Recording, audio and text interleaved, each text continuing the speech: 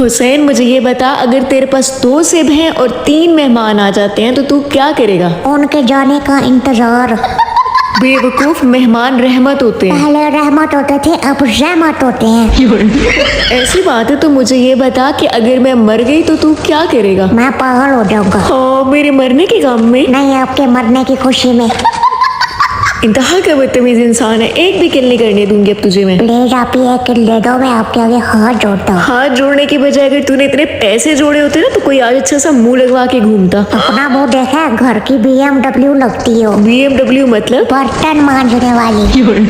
तो जिस इंसान को ना ठुड्डे पड़ने चाहिए। बहुत पड़े हैं कल रात को। है किससे? शबाना के साथ देख के कुछ लड़कों ने मुझे लम्बा पाया है। उसके बाद मुझे हॉस्पिटल में होश आया है। नर्सें तालियां बजा कर बोली, पहाड़ों फूल बरसाओ। शायद शबाना के भाइयों से अपनी तशरीफ सजुआ कर आया है। हुसैन मुझे ये बता कि आलू बुखारा किसको कहते हैं? जिस आलू को बुखार हो उसको आलू बुखारा कहते हैं।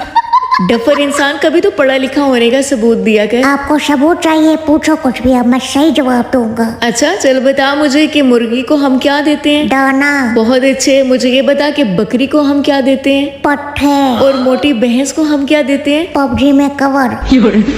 स्पेनिश गेंडे, पहले खुद को देख। आपने सच बोलने का कहा, मैंने सच बोल लिया, लेकिन कसम से आप ही, मैंने आपका नाम नहीं लिया।